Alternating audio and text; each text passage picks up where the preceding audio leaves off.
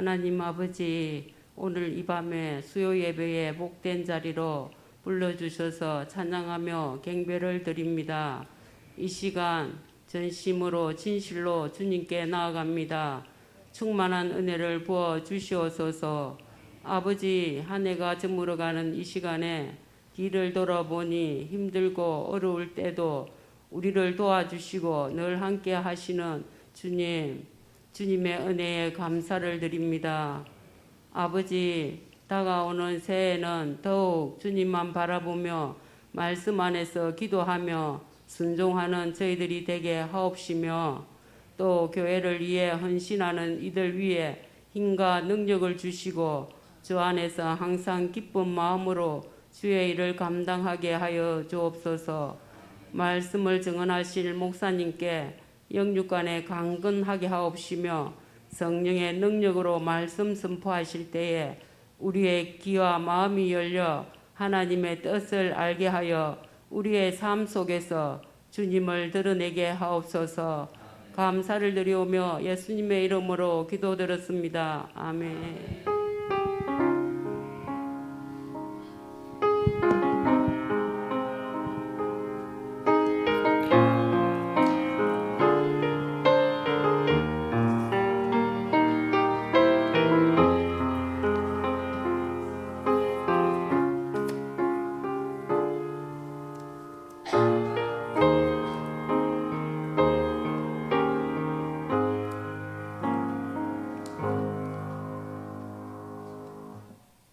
하나님 말씀, 오늘은 민수기 18장 14절에서 20절까지만 보겠습니다.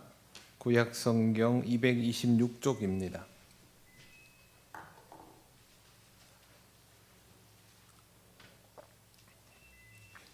민수기 18장 14절에서 20절입니다.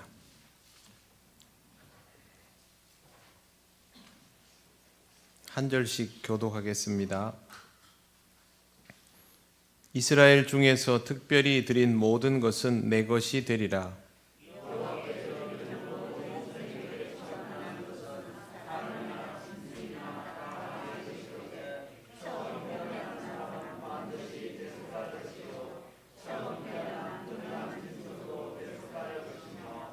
그 사람을 대속할 때에는 난지 한 달 이후에 내가 정한 대로 성소의 세겔을 따라 은 5세겔로 대속하라. 한 세겔은 20게라이니라.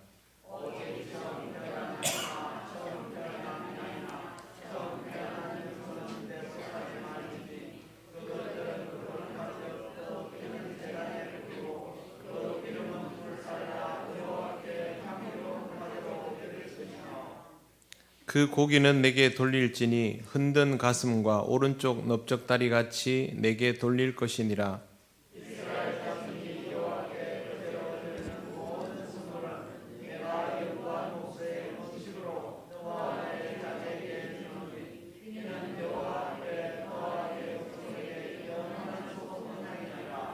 같이 읽겠습니다. 여호와께서 또 아론에게 이르시되 너는 이스라엘 자손의 땅에 기업도 없겠고 그들 중에 아무 분깃도 없을 것이나 내가 이스라엘 자손 중에 내 분깃이요 내 기업이니라. 아멘. 기도드리겠습니다. 하나님 감사합니다. 하나님 주시는 말씀을 오늘 함께 나눕니다. 이 말씀 속에 하나님의 뜻을 알게 하시고 또 거기에 더욱 맞추어져가는 우리들 되게 하옵소서. 예수님 이름으로 기도드립니다. 아멘. 네, 반갑습니다. 옆에 분들 인사 나누시겠습니다.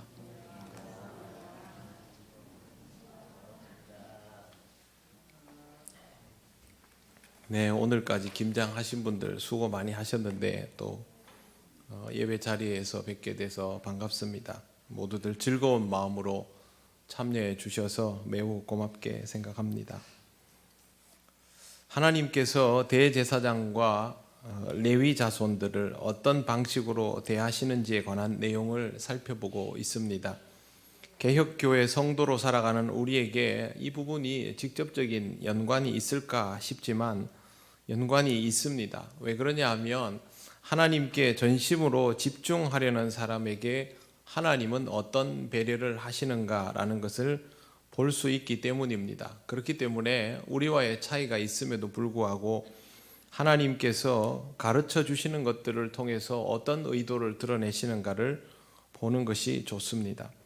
먼저 14절을 보시면 이스라엘 중에서 특별히 드린 모든 것은 내 것이 되리라, 그렇게 기록되어 있습니다. 여기에서 나오는 특별히 드린 모든 것이라고 번역된 단어는 헤렘입니다. 헤렘은 하나님에게 봉헌한다라는 의미가 있는 하람에서 유래된 단어로 하나님께 영원히 바쳐졌다라는 뜻입니다. 보통 전쟁에 나설 때, 서원할 때 이 방식을 사용했다라고 이해하면 되겠습니다. 이렇게 봉헌된 물건은 무엇이든지 설사 사람이라 할지라도 다시는 되돌릴 수가 없습니다. 하나님께 드려진 것은 되돌아 나오지 못하도록 되어 있고, 이것들은 다 여호와께 속한 물건으로서 제사장들만 사용할 수 있도록 되어 있었습니다. 이런 것들도 하나님께서 제사장을 위하여 여지를 둔 부분임을 알 수 있습니다. 그 다음 15절을 보시면 모든 생물의 처음 것도 모두 제사장의 몫으로 구별해 놓았음을 알 수 있습니다. 6월절 사건 이후로 이스라엘의 모든 장자와 초태생 수컷들은 하나님의 것이 되었습니다. 문자 그대로라면 모든 초태생은 사람이건 짐승이건 다 하나님께 바쳐져야 합니다. 짐승은 그대로 바치면 되는데 사람은 그렇게 바칠 수 없었기 때문에 마련한 장치가 장자를 대신하여 물질로 속량하는 것이었고, 이것을 하기 위해서 레위인들을 대신 여호와께 성별을 해서 드렸던 것입니다. 항상 숫자를 맞췄습니다. 그래서 레위인의 숫자와 여기에 나오는 초태생의 숫자를 맞추어서 초과하는 장자에 대하여서는 제사장에게 일정에게 돈을 지불함으로 자기 아들을 바치는 것을 대신하였습니다. 시간이 지나면서 태어나는 레위인과 장자의 숫자를 계산해서 맞추기가 어려워지다 보니 일괄적으로 대속금을 바친 것으로 알려지고 있습니다. 이제 일정하게 초태생에 관계되는 비용이 제사장에게 지불이 되는 형태가 되었던 것입니다. 이것 역시 하나님께서 이스라엘 백성을 향하여 확실히 주권을 행사하면서도 그 주권을 행사한 것을 통해서 하나님이 직접 쓰시는 종들인 제사장을 지키셨다 하는 것을 알 수 있습니다. 성경의 이런 부분들을 보면 하나님이 제사장의 생계를 챙기는 것을 보면서 하나님이 제사장을 더 아끼지 않느냐라고 생각할 수도 있는데요. 전혀 그게 아닙니다. 하나님은 제사장을 쓰기 위해서 보존하시는 것입니다. 제사장은 다른 백성도 마찬가지이지만 제사장은 실질적으로 하나님이 쓰시는 도구, 제물에 가깝습니다. 그렇기 때문에 용도를 위해서 보존하는 것이지 하나님이 제사장을 백성보다 더 아끼고 사랑하고 그런 의미는 전혀 아닙니다. 하나님의 사랑은 모두에게 공평합니다. 물질을 바치는 방법은 16절에 나옵니다. 장자에 대한 성소의 세겔이라고 알려져 있는데요. 읽어보면 이렇습니다. 그 사람을 대속할 때에는 난지 한 달 이후에 내가 정한 대로 성소의 세겔을 따라 은 5세겔로 대속하라. 한 세겔은 20게라이니라. 이 액수는 하나님이 정하여 주시는 것입니다. 사람들끼리 모여서 이 정도면 되겠거니가 아닙니다. 제가 여러 번 말씀드리지만 지금 여기에 쓰여져 있는 모든 규범들은 하나님이 정하여서 알려준 것입니다. 의논해서 된 것이 아니다라는 것을 꼭 기억하십시오. 세겔이라는 단위는 당시 고대 근동 지역에서 쓰여진 무게 단위입니다. 이스라엘에는 세 종류의 세겔이 있었는데 첫 번째가 본문에 나오는 성소의 세겔입니다. 무게는 대략 11.4g 정도이고요. 이 당시 노동자의 4일 품삯에 해당이 됩니다. 성전 세겔 말고 조금 더 무거운 11.5에서 12g 되는 세겔은 일반적인 시장에서 사용되는 세겔로 이건 상인의 세겔로 알려져 있습니다. 그러니까 무게가 거의 비슷한데 이게 약간 가볍게 되어 있는 것이 성소용이고 제대로 달아놓은 것이 상인용이고요. 이거보다 더 무거운 게 또 있습니다. 13g짜리. 이거는 뭐냐 하면 왕의 세겔이라고 불립니다. 이거는 왕에게 바쳐지는 좀 무거운 용도의 것으로 쓰여진 것입니다. 액수의 무게만큼 조금 의미를 다르게 두었다라는 것을 알아둘 필요는 있을 것입니다. 이 액수 4일 품삯이면요 작은 돈은 절대 아닙니다. 그러나 평생 짊어져야 할 무거운 돈도 아닙니다. 그러니 이 돈은 가볍지 않지만 그럼에도 불구하고 크게 부담이 되지 않는 액수로 정해져 있었다라는 것을 알 수가 있습니다. 이제 17절을 보십시오. 오직 처음 태어난 소나 처음 태어난 양이나 처음 태어난 염소는 대속하지 말지니, 그렇게 되어 있습니다. 사람은 돈으로 대신하도록 되어 있지만 짐승은 그럴 필요가 없었다는 것이죠. 그것들은 거룩한즉 그 피는 제단에 뿌리고 기름은 불살라 여호와께 향기로운 화제로 드릴 것이며, 하나님이 이것은 직접 바치도록 그렇게 했습니다. 바칠 때 이름이 있습니다. 그것들은 거룩한즉이라고 되어 있습니다. 거룩하다라는 말의 의미를 우리가 잘 이해할 필요가 있습니다. 거룩하다라는 말은 구별되었다라는 뜻입니다. 초태생은 세상에 태어났고 세상의 것들과 똑같지만 하나님께서 의도적으로 구별하신 대상입니다. 그들이 거룩해서 구별을 한 것이 아니라 하나님께서 일부러 구별해서 거룩하다고 부르신 것입니다. 이 세상에 태어난 것들 중에 거룩한 것은 하나도 없습니다. 그러나 하나님께서 거룩하다라고 구별하여 주시면 거기에서부터는 거룩함을 입은 것이 됩니다. 그때부터는 거룩하게 쓰여져야 하는 것이죠. 우리도 마찬가지 아닙니까? 우리가 거룩하지 않더라도 하나님께서 우리를 의롭다 칭하여 주시고 그렇게 살도록 해주신 것은 이제는 거룩하게 살아라 말씀하신 것입니다. 그러면 여기에서부터 우리의 삶은 거룩함을 가지고 나아가야 하는 것이 됩니다. 성경 말씀 나오는 거룩함에 대한 교훈들은 다 이런 의미를 가지고 있습니다. 우리 스스로도 이와 같은 것들을 기억해야 하죠. 하나님이 나를 거룩하게 하셨다라는 것을 기억하고 살아야 됩니다. 목회자는 그렇게 살고 평신도는 그렇게 살지 않아도 되고 그런 거 아닙니다. 모든 그리스도인은 하나님 앞에서 다 똑같습니다. 하나님이 거룩하다 하셨으면 그때부터 우리 스스로는 우리가 가지고 있는 본성적인 것을 따르는 것이 아니라 하나님께서 주시는 말씀과 입히시는 은혜에 따라서 거룩함의 방법들을 하나하나 연습하고 사용해 나아가야 합니다. 본능을 따라 살아가는 것이 아니죠. 이걸 하기 위해서 우리 스스로를 자꾸만 연단시켜 나갈 필요가 있습니다. 하나님이 나를 거룩하다 하셨다라는 것을 기억하십시오. 스스로를 존귀하게 생각해야 합니다. 우리 스스로를 존귀하게 생각한다라는 말은 교만해지라는 말이 아닙니다. 하나님 앞에서 한없이 겸손해져야 하나님이 제시하는 방법과 뜻을 따를 수 있게 되고 그것이 거룩함으로 나아가는 방식이 됩니다. 그 다음에 또 하나 나오는 것이 18절인데요. 그 고기는 내게 돌릴지니 흔든 가슴과 오른쪽 넓적다리 같이 내게 돌릴 것이니라. 17절에 제물의 피를 제단에 뿌리고 기름을 불살라서 여호와께 향기로운 화제로 드린다라고 되어 있습니다. 이후에 고기는 제사장의 몫이 되는 것입니다. 내용은 흔든 가슴과 오른쪽 넓적다리 같이 내게 돌릴 것이니라 라고 되어 있는데요. 흔든 가슴은 이전에는 요제로 번역이 되었습니다. 요제는 지난 시간에 말씀드린 것처럼 이 가슴 부위를 이렇게 잡아 올려서 이렇게 흔들어 가면서 그렇게 드리는 제사라고 설명을 드린 바가 있습니다.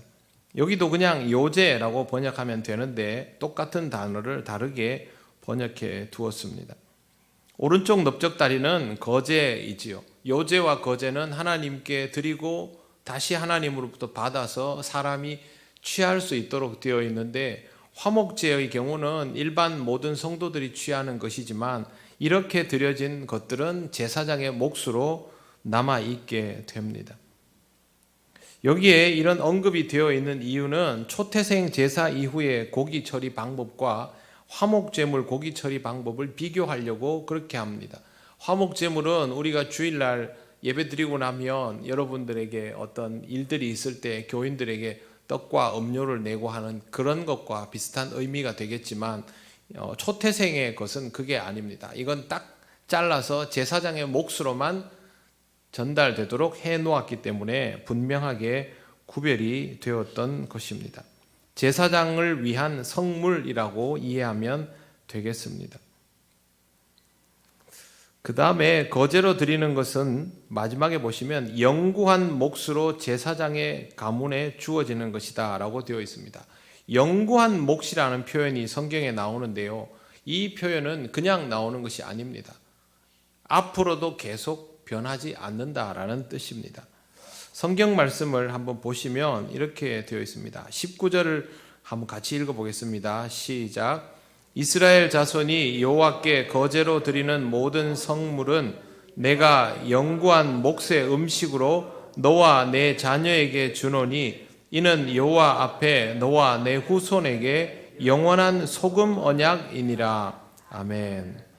영구한 몫이라는 표현도 나오고 영원한 소금 언약이라는 표현도 나옵니다. 영원한이라는 말은 과거의 개역 한글판에는 변하지 않는 이라고 번역이 되었습니다. 소금이라는 단어도 같은 의미이죠. 변하지 않는 이런 의미가 있습니다. 또 소금은 귀한 것이기도 하지요. 예전에 소금은 사실상의 화폐와 다름없는 가치를 가지고 있었지 않습니까? 그러면 하나님께서 이 말씀을 하신 이유는 명백해집니다. 하나님께서 가르쳐 주시고 정하여 주신 이것은 약속이죠. 이 약속은 귀한 것이고 하나님이 바꾸시지 않는다면 우리 마음대로 바꿀 수 없는 것이라는 뜻입니다. 이렇게 알려줬으면 그 다음부터는 그대로 따라야 한다는 말입니다. 하나님의 말씀은 굳이 제사장에 관계되는 것뿐만이 아니고 사실상 하나님의 말씀은 영원한 소금 언약이죠. 하나님이 그것을 바꾸지 않는다면 우리는 그 약속을 바꿀 수 없습니다. 문자적으로 그대로 지키라는 말이 아닙니다. 이 말씀의 의미를 잘 알아서 그 의미를 새겨서 지킬 수 있어야 한다라는 뜻입니다. 하나님께서 제사를 위하여 직접 사용하시는 종, 제사장과 레위인들이지요. 하나님이 그들을 직접 살피셔서 살아갈 수 있도록 용납하는 것이 하나님의 백성이 가져야 할 태도입니다. 하나님께서 이들에게 영구한 몫으로 주셨으면 이 지경은 넘지 말아야 하는 것이죠. 고라 자손처럼 선을 넘으면 절대로 안 된다는 것입니다. 제사장과 레위인에 대한 처우는 하나님이 정하시고 하나님께서 바꾸시려면 바꾸실 수 있습니다. 이제부터 백성이 할 일은 제사장과 레위인에게 보장된 것들을 최선을 다해서 지켜주는 것이 그들의 할 일이 되는 것입니다. 20절을 보십시오. 여호와께서 또 아론에게 이르시되 너는 이스라엘 자손의 땅에 기업도 없겠고 그들 중에 아무 분깃도 없을 것이나 내가 이스라엘 자손 중에 내 분깃이요 내 기업이니라. 이스라엘 자손 중에 내 분깃이요 내 기업이니라. 하나님이 나의 기업이면 끝나는 것이죠. 근데 문제는 신앙적이어야만 이 말이 의미가 이해가 되고 성립도 되는 것입니다. 근데 현실은 쉽지가 않지 않습니까? 생존의 문제는 인간에게 절대 가벼운 것이 아닙니다. 우선 제사장의 혈통은 땅을 소유하지 못했습니다. 하나님이 허락하시지를 않았습니다. 저는 이 부분을 읽을 때마다 그런 생각이 참 많이 듭니다. 하나님께서 이렇게 직접 다 설명해 주시고 선을 그어 놓았는데 제사장들끼리 모여서 의논을 해서 결론을 내렸으면 이렇게 했을까 하는 겁니다. 여러분은 어떻게 생각하십니까? 이렇게 안 했을 거라고 생각합니다. 왜 그러냐 하면 중세 교회 성직자들이 결혼을 하지 않았음에도 불구하고 마치 본능과도 같이 부를 축적했습니다. 모든 사람들이 그렇게 한 것은 아니죠. 성직자들이. 그런데 할 수만 있다면 그 길을 가고 싶어 했습니다. 많은 성직자들이. 그걸로 권력을 누리고 싶었기 때문입니다. 인간에게 있어서 부와 권력을 지향하는 것은 사실상 본능에 가깝습니다. 고대 이스라엘의 제사장들이라고 해서 달랐을까요? 엘리의 아들 홈니와 비느하스 같은 사람들을 보면 우리가 충분히 짐작하지 않습니까? 그냥 제사장들에게 이걸 맡겨놨으면 분명히 땅을 소유할 수 있도록 했을 겁니다. 아니면 어떤 식으로든 자기들이 할 수 있는 안전장치를 마련하려고 들었을 겁니다. 그런데 성경은 놀랍게도 인간이 모여서 의논해서 내려놓은 결론으로 방향이 진행되지를 않습니다. 하나님께서 모세나 아론을 딱 집어서 불러 말씀하시고 그대로 시행하도록 하고 법이 되도록 해놨습니다. 하나님이 일단 그렇게 말씀을 해놓으셨기 때문에 이걸 누가 손을 댈 수가 없는 것이죠. 나중에 이스라엘 사람들이, 유대인들이 살아가면서 자기들에게 있어서 너무 무겁게 느껴지고 답답하게 느껴지고 이해되지 않는 부분들을 머리를 써가지고 이리저리 바꾸어 보고 별수를 다 쓰지만 모법이 그대로 존재하기 때문에 이 정신을 함부로 손을 댈 수가 없는 상황이 되어 있는 것입니다. 생존을 위한 안전장치에서 경제력이라는 것은 빼놓을 수 없습니다. 그리고 이 부분을 스스로 해결하지 않고 타의에 맡긴다라는 것은 너무도 어려운 일입니다. 그럼에도 불구하고 이스라엘 사회가 이 시스템을 유지할 수밖에 없는 것은 하나님의 명령 때문이었음을 잘 보시기를 바랍니다. 분명히 제사장 그룹에서는 더 부유했으면 하고 생각하는 사람들이 있었을 것입니다. 하지만 그것은 허락되지 않았습니다. 또한 제사장에게는 가난도 허락되지 않았습니다. 하나님은 이렇게 제사의 다양한 형태를 통해서 제사장이 필요한 만큼의 양식을 체험받도록 마련을 해 주셨습니다. 그러면 주거는 어떻게 했을까요? 이런 거 궁금하지 않습니까? 이스라엘에서 제사장들의 주거는 어땠을까요? 역대상 6장 한번 찾아보시겠습니다. 자주 볼 내용은 아니지만 봐두면 좋으니까요. 구약성경 617쪽입니다. 역대상 618쪽 6장 55절을 한번 보십시오.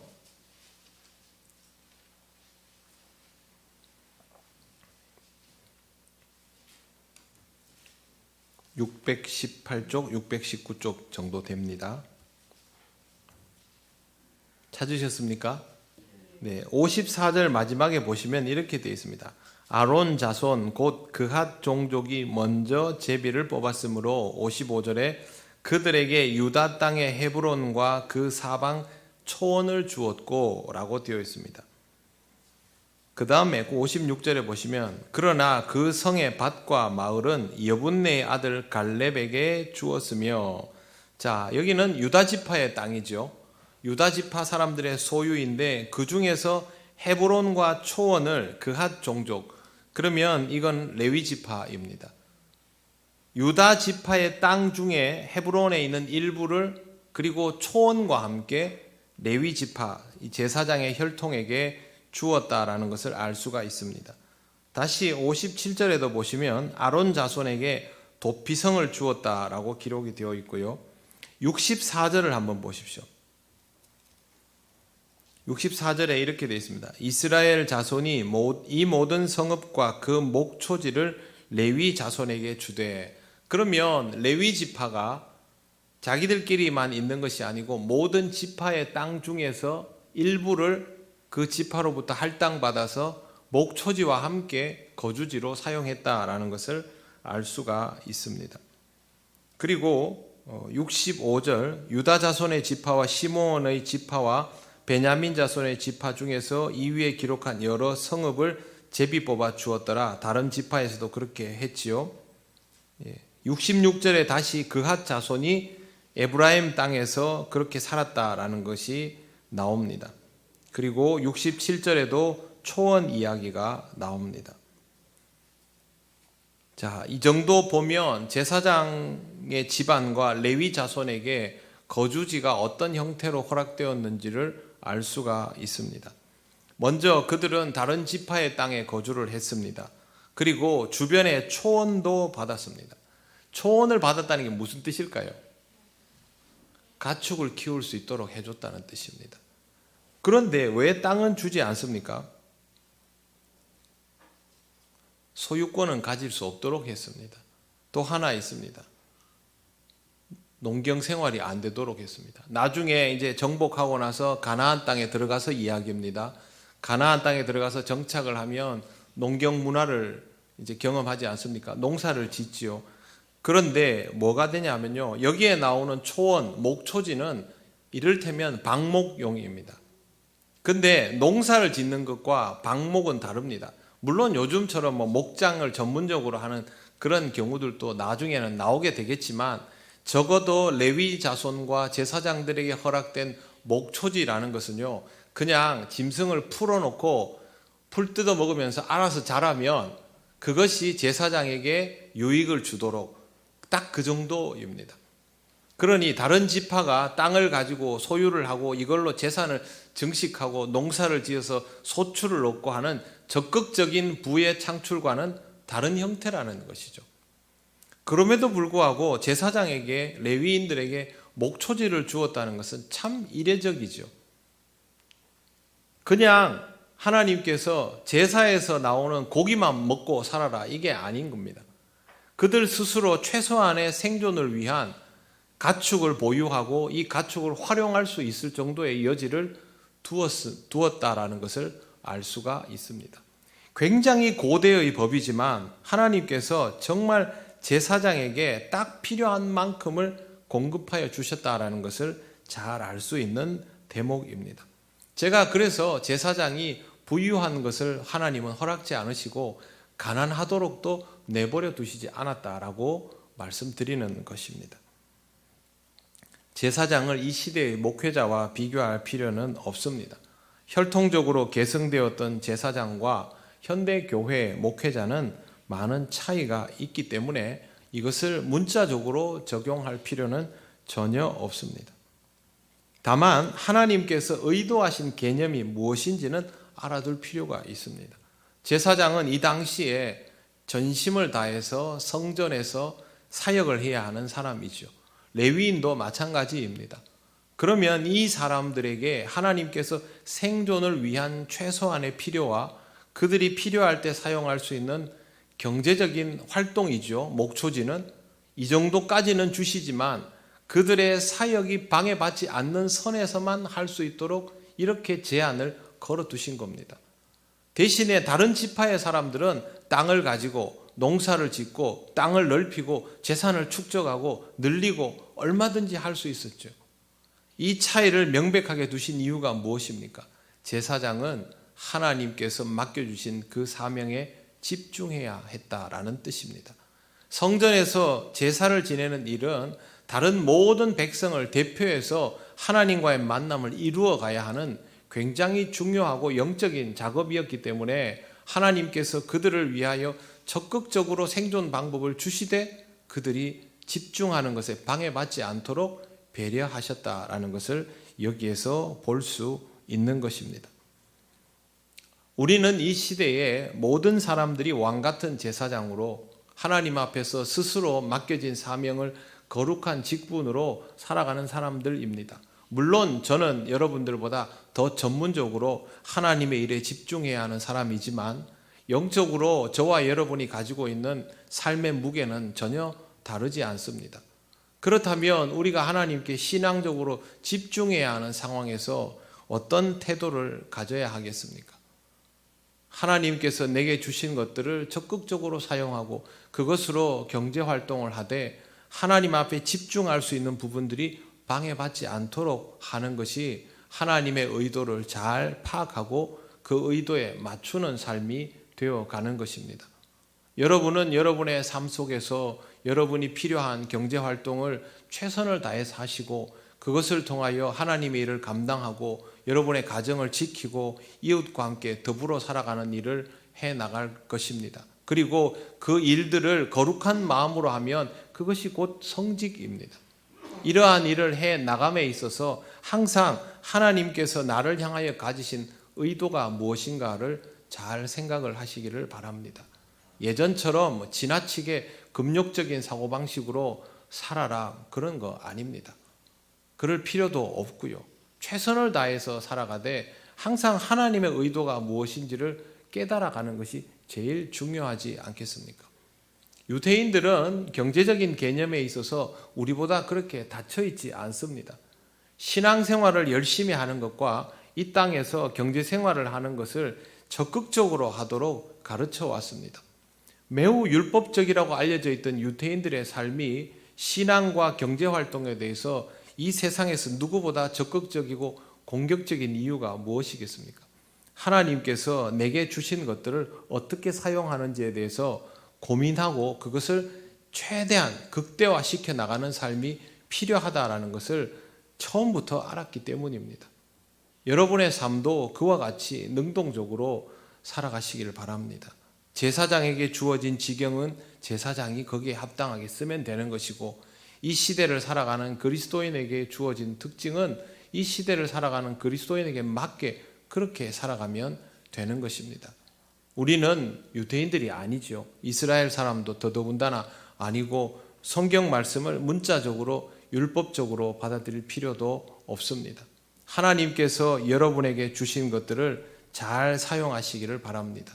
그것으로 신앙에 방해가 되지 않도록 하시고 신앙에 유익이 되도록 사용하시기를 바랍니다. 그것이 이 말씀이 우리에게 주는 교훈입니다. 기도드리겠습니다. 하나님께서 우리로 하여금 사용하도록 주신 모든 것들은 우리가 신앙생활을 잘 할 수 있도록 주신 유익이 될 수 있는 것들입니다. 그렇다면 이 시간 하나님께 이렇게 기도하면 좋겠습니다. 하나님, 내 삶에 또 우리의 인생에 우리의 가정에 신앙생활을 위한 기본적인 안정감이 있도록 우리를 지켜주옵소서. 주신 것들을 지혜롭게 사용하여 그 물질에 종속되지 않는 영적인 자유함을 주옵소서. 하나님이 우리에게 주신 모든 것들을 은혜로 알고 지혜롭게 사용하게 하옵소서. 다 같이 기도드리겠습니다. 아버지 하나님, 은혜를 감사합니다. 하나님의 은혜를 따라 살아가는 우리에게 하나님이 주신 모든 것들이 너무도 귀한 것이 될 수 있음을 알지만 우리가 지혜롭게 살아가지 못하고 또 하나님께서 의도하신 바를 이해하지 못함을 통하여 참 어리석게 이 시대를 살아갈 때가 많습니다. 하나님께서 제사장을 위하여 배려하여 주셨던 것처럼 또 하나님께서 주의 종들에게 기대하셨던 것처럼 우리도 하나님의 의도를 잘 헤아리고 이 땅을 살아감에 있어서 하나님 주신 것들을 귀하게 사용하며 하나님의 의도하심을 잊지 않는 삶이 되기를 원합니다. 하나님, 우리 통역교회 모든 성도들의 가정에 필요한 것들을 주시되 그것을 지혜롭게 사용할 수 있는 지혜도 함께 있게 하여 주시옵소서. 이 시대를 살아감에 있어서 누구보다도 능동적으로 살아가게 하시고 하나님의 의도를 잘 읽어나감을 통하여 하나님 주신 물질들을 지혜롭게 사용하며 하나님 나라를 이루어가는 데에 잘 쓸 수 있는 지혜로운 하나님의 자녀들이 되게 하여 주시기를 원합니다. 아버지 하나님, 우리에게 주신 모든 것들이 은혜임을 깨닫는 삶이 되도록 인도하여 주시옵소서.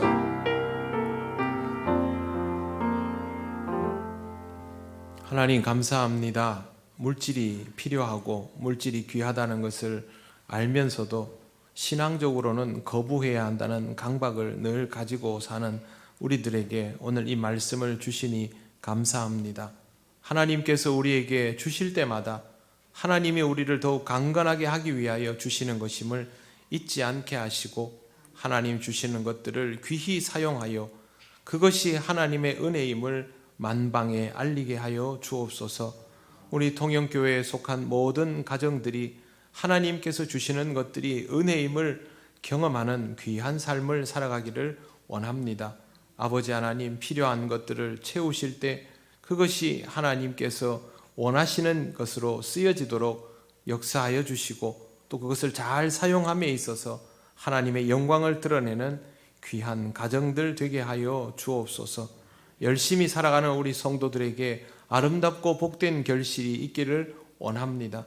그럴수록 하나님께 더욱 집중할 수 있기를 원합니다. 하나님께서 인도하시는 길을 복되게 가는 모든 성도들 되게 하옵소서. 예수님 이름으로 기도드립니다. 아멘.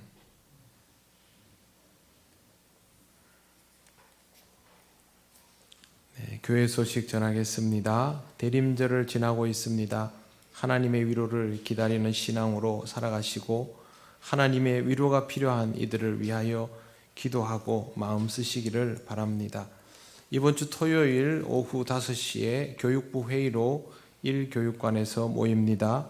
다가오는 주일 오후 예배 후에 올해 정책당회가 목양실에서 있습니다. 새해를 위해서 기도하고 모이는 귀한 당회인인 만큼 성도 여러분들께서도 기도해 주시기를 바랍니다. 각 기관에서는 총회 결과를 사무실에 전달해 주시기 바랍니다. 달력은 다 수령하셨지요. 수요일 오늘까지 교회 김장이 있었습니다. 매일 많은 분들이 오셨고 모두 즐거운 마음으로 참여하셔서 너무도 흐뭇한 3일이었습니다. 앞으로도 이 일에 즐겁게 참여해 주시고 또 김치 드실 때도 우리 성도들이 기도하고 아름다운 손길로 준비한 것이니만큼 즐거운 마음으로 고마운 마음으로 한 해 동안 잘 드시기를 바랍니다. 성탄 사랑 나누기를 하고 있습니다. 어려운 이웃을 위해서 작은 사랑을 모읍니다. 기쁜 마음으로 동참해 주시기 바랍니다. 김부종 장로님께 문의하시면 되겠습니다. 수정된 사역 신청서가 필경대에 있습니다. 잘 읽어보시고 신청해 주시고요. 신청 인원이 부서별로 초과가 될 때는 당회에서 의논을 해서 다시 조율을 할 테니까 그 부분들은 양해를 해 주시기를 바랍니다. 네, 다른 광고는 주보를 참조해 주시기 바랍니다. 이제 우리 다 같이 주님께서 가르치신 기도를 올려드립니다. 하늘에 계신 우리 아버지, 아버지의 이름을 거룩하게 하시며 아버지의 나라가 오게 하시며 아버지의 뜻이 하늘에서와 같이 땅에서도 이루어지게 하소서. 오늘 우리에게 일용할 양식을 주시고 우리가 우리에게 잘못한 사람을 용서하여 준 것 같이 우리 죄를 용서하여 주시고 우리를 시험에 빠지지 않게 하시고 악에서 구하소서. 나라와 권능과 영광이 영원히 아버지의 것입니다. 아멘.